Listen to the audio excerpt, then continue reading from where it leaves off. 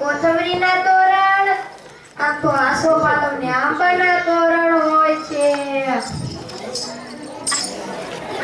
લે કોથમરી વાળા કડવી માસી જય શ્રી કૃષ્ણ કડવી માસી લાલીબેન લસણ વાળા બનાવી છે અને આ બાજુ ફુલાભાઈ ફણસી વાળા બકુ બટેટી બકુલાલ બટેટા વાળા અને ડાયાભાઈ ડુંગળી વાળા આવી છે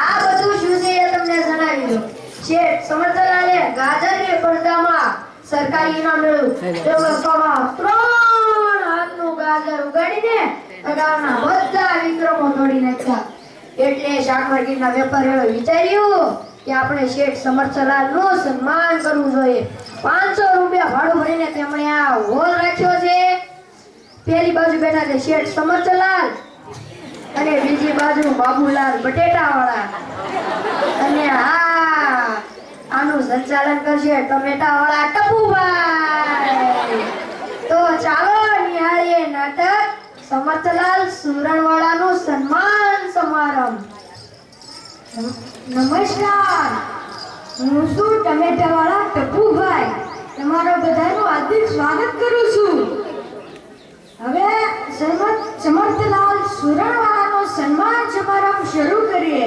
ત્યારે સૌપ્રથમ બોલાવીશ મંત્રી ફુલાભાઈ ફણસીવાળાને કે તેઓ શેઠ સુરણવાળાનો પરિચય આપે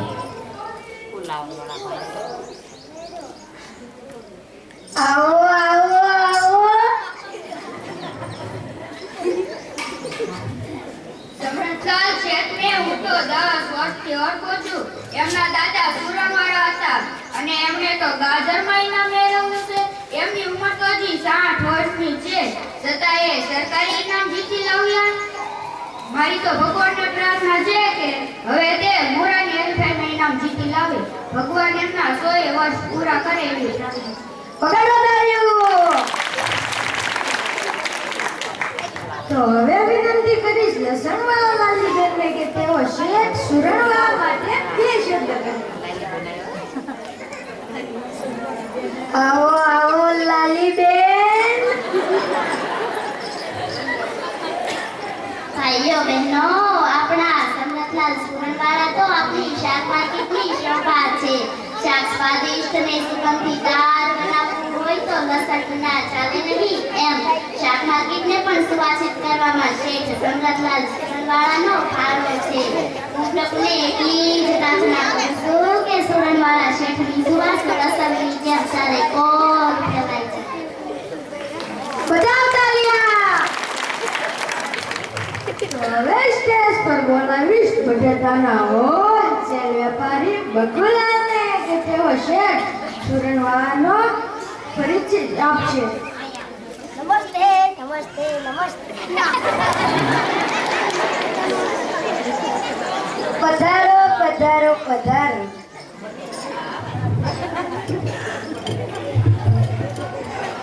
મારો ને સુરણવાળા શેઠનો અદ્ભુત સંબંધ છે એ સુરણવાળા બટાકાવાળા અમે બંને ફરાળી શેઠનો સંબંધ તો મને બટાકા જેવો જ લાગ્યો છે મોટા વેપારીથી માંડીને નાના રેકડીવાળા સાથે પોલીસવાળા સાથે ફોજદારથી માંડીને જમાદારથી માંડીને ફોજદાર સાથે અને પ્રધાનથી માંડીને પટવાળા સાથે તરત જ મેં થયેલા બટાકો છે ભીંગડા સાથે દૂધી સાથે કારેલા સાથે સકરિયા સાથે અરે ટામેટા અને વટાણા સાથે તરત જ મેં થયેલા તેમ આપણા સુરણવાળા શેઠ પર બટાકાની માફક મળતાવડા છે બીજું મારે એ કહેવાનું બટાકો બધા શાકમાં માનીતું છે મહિલાઓને બટાકા ભાવે પુરુષોને ભાવે અને છોકરાઓ તો બટાકાનો સ્વાદ ઓછે માણે એટલે હું કહું છું કે બટાકો સૌનો પ્રિય તેમ આપણા સુરણવાળા શેઠ પણ બધાના પ્રિય આ વખતે તેમણે ગાજરમાં ઇનામ મેળવેલા હું તેને અપીલ કરું છું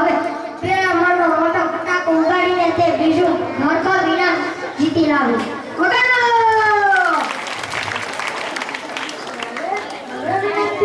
ડુંગળીવાળા ડાહ્યાભાઈને કે તેઓ શેઠ સુરણવાળા પોતાની વાત રજૂ કરે.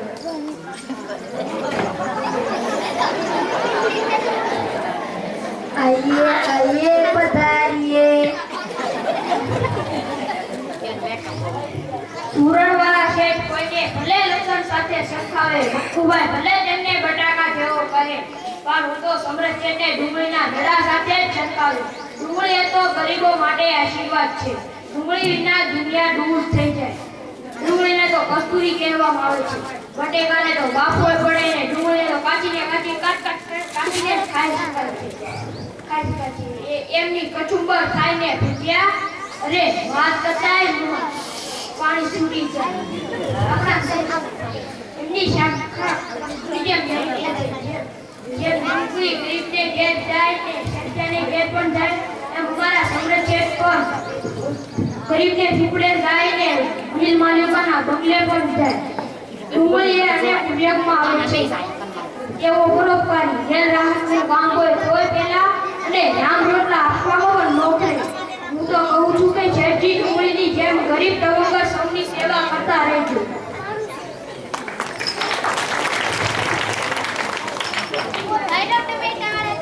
મને તો શેઠ વિશે બે શબ્દ બોલવા દો.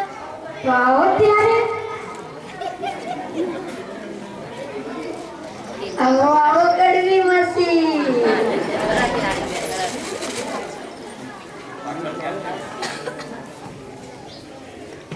શાકભાજી વાળા વેજીટેબલ ભાઈઓ, શેઠ સમરથલાલ તો વેજીટેબલ ના વેપારી છે, હું તો નોન વેજીટેબલ છું. રામ રામ રામ રામ રામ. કારણ કે શાક વેચતી નથી પણ આદુ મરચાં અને કોથમીર વેચવાનો ધંધો કરું છું. જુદા જુદા વેજીટેબલ ભાઈઓ તો તમને ડુંગળીને બટાકા જેવા કહ્યા છે, હું તમને બટાકા કે ડુંગળી શાક બધી કે દાળમાં કોથમીર વિના કેવા ફિક્કા લાગે છે. કોથમીર ન વાપરે ને એ તો અક્કલનો હોથવીર કહેવાય. હોથવીર શાક બધા સારા હોય પણ મસાલો હોય તો જ શાક સ્વાદિષ્ટ બને છે. શાક સ્વાદિષ્ટ બને છે. હું શેઠ અને લીલી કોથમીર જેવા જ કહું છું. એ ભલે 60 વર્ષના થયા હોય પણ લીલી કોથમીર જેવા તાજા ને તાજા જ દેખાય છે. કોઈ પણ કામ કરવા બધા ભલે ભેગા થયા હોય પણ શેઠ ના હોય તો કામ ફીકું પડી જાય છે. શેઠ હાથમાં કામ લે એટલે કામ મગમગાટ થઈ જાય છે. બસ મારે શેઠ વિશે આટલું જ કહેવાનું છે. શેઠ હંમેશા લીલી કોથમીરના જેમ તાજા ને તાજા જ દેખાય. હું એક ઈશ્વરને પ્રાર્થના કરું. બજાવ તાલિયા. તો હવે છેલ્લે સુરણવાળા શેઠને વિનંતી કરીશ કે તેઓ આ સન્માન સમારંભ વિશે પોતાની વાત રજૂ કરે.